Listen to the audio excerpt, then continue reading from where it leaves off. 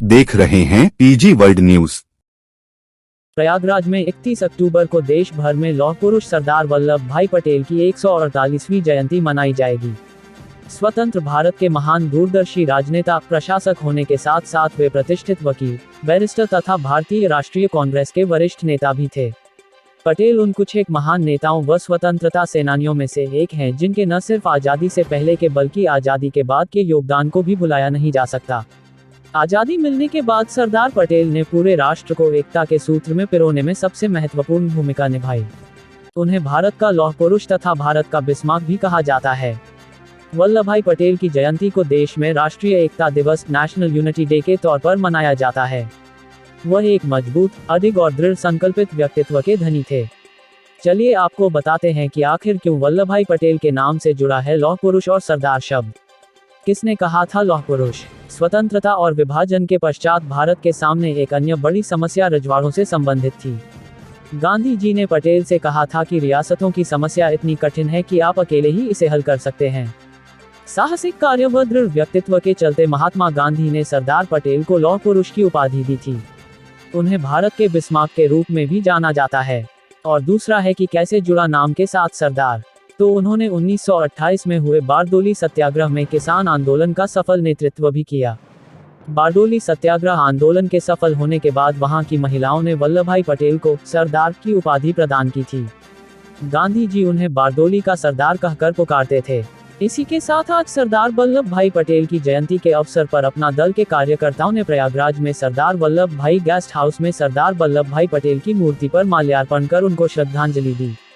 इस अवसर पर अपना दल के नवयुवक नेता अमन निवा प्रदेश सचिव ने श्रद्धांजलि अर्पित की।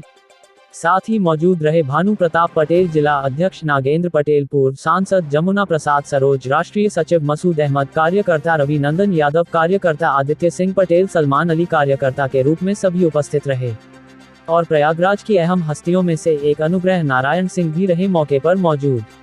प्रयागराज से गौरव माथुर की खास रिपोर्ट। और एक वो दृढ़ निश्चय वाले व्यक्ति थे। आज़ादी की लड़ाई में उन्होंने दृढ़ निश्चयता दिखाई।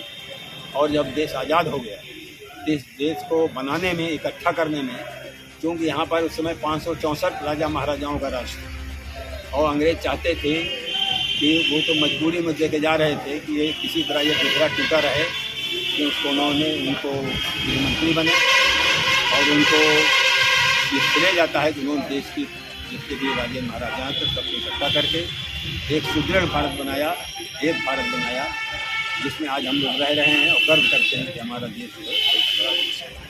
इसके साथ ही साथ उनको सरदार की उपाधि महात्मा गांधी जी ने दी। जब बारडोली का आंदोलन हो रहा था, किसानों के आंदोलन से उन्होंने राजनीति शुरू की थी। वैसे तो वो वकील थे, लेकिन किसानों के आंदोलन में गांधी जी के साथ लग के उन्होंने जो योगदान दिया, वही आंदोलन, किसानों का आंदोलन अंत में जाके आज़ादी के आंदोलन के रूप में सम्मिलित हुआ। गांधी जी के बहुत ही विश्वासपात्र लोगों में से थे। ये हम लोगों का दुर्भाग्य रहा कि वो ज़्यादा दिन तक नहीं रहे और 1950 में उन्होंने शरीर छोड़ दिया। हम लोग सब लोग जानते हैं जो राजनीति करते हैं कि किस तरह जो अगर राजनीति आप करते हैं तो शरीर का अपने ख्याल नहीं रहता। इस कारण से तमाम बीमारियां उनको हो गई थी। नहीं तो अगर वो और रहते तो हो सकता है कि देश की तस्वीर और होती, क्योंकि ऐसे ही लोगों की आवश्यकता है।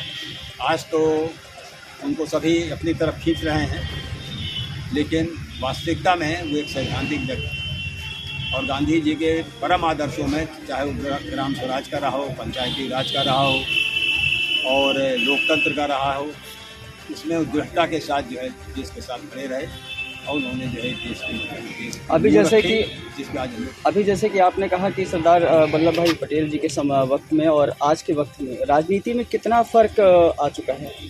अब तो राजनीति रही नहीं गई है, तो कंपनियां चला रही हैं।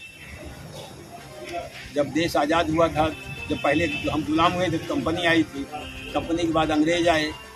अब 70-72 साल के बाद अब फिर से कंपनी आ गई हैं और फिर से वो अंग्रेज़ों को बुला रहे हैं। आज जो है हम अमेरिकी परस्त के रूप में पूरी दुनिया में जाना जाते हैं, जबकि गुटनिरपेक्ष हमारे जब पंडित जवाहरलाल जी प्रधानमंत्री थे, गृह मंत्री सरदार वल्लभ भाई पटेल जी थे। तो हम लोगों ने तय किया था कि हम लोग किसी भी दुनिया के क्षेत्रों में नहीं रहेंगे, हमको निरपेक्ष रहेंगे और हमारा एक खुद जो है इतना वजूद रहेगा और उस पर हम लोग आगे बढ़ेंगे। लेकिन आज मामला डगमगा गया है। पटेल जी के नाम पे आप जानते हैं कि 2013-14 में किसानों से उनकी भावनाओं का शोषण करके उनसे मांगे गए उनके चाहे खुरपी दे दो, थोड़ा लोहा दे दो अपने घर का, जिसको हम मूर्ति बनाएंगे इकट्ठा करके। लेकिन उसके तो उन्होंने क्या किया, कहाँ गला दिया नहीं मालूम, लेकिन चीन से इन्होंने मूर्ति बनवाई और जो हजारों करोड़ में है। जबकि तमाम चीज़ इसमें बातें आई हैं तो एक तरह से ये कांग्रेस की धरती को हड़पने की कोशिश की गई। लेकिन जो लोग इतिहास गवाह है और इतिहास हमेशा साक्षी रहेगा कि पटेल जी पूर्ण रूप से देश के हर धर्मों का, हर जातियों का, हर वर्गों का उन्होंने समावेश किया है और उसके लिए वो जीते रहे।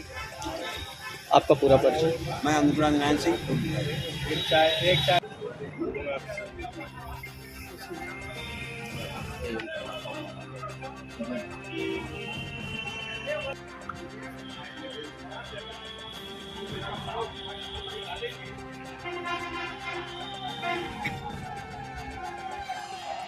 आज आप यहाँ आए हैं, क्या कहना चाहते हैं? सबसे पहले तो मैं अपना परिचय देना चाहता हूँ। मेरा नाम अमन नीवा है और मैं अपना दल एस का प्रदेश सचिव हूँ। आज हम सब पूरा भारतवर्ष सरदार वल्लभ भाई पटेल की 148वीं जयंती के रूप में हम लोग एकता दिवस मना रहे हैं।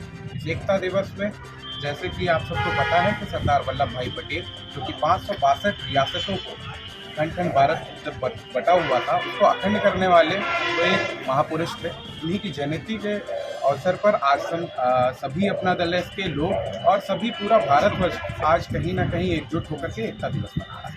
अपना परिचय? मेरा नाम अम्माद हसन और अमन नीवा है। मैं प्रदेश सचिव अपना दल को।